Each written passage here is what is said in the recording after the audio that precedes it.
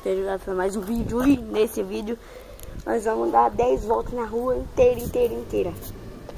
Ou não, pensando bem, o Natanael, que tá gravando aqui comigo, ele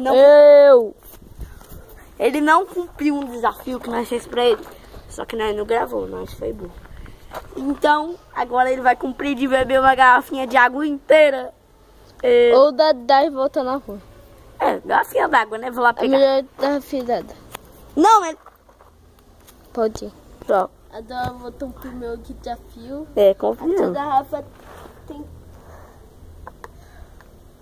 tanto de litro aqui. Deixa eu ver os litros. Tem 700 mililitros. Eu comprei essa garrafinha no Bob. Custou R$5.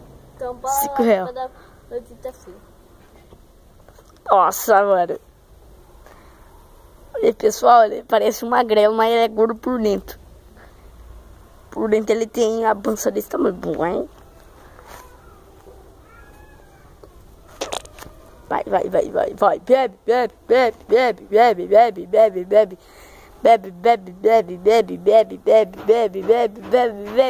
Eu não tô tido, mano. Tô um montão de água, mano. Bebe.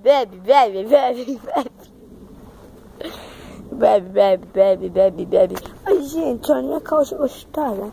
Vai, bebe.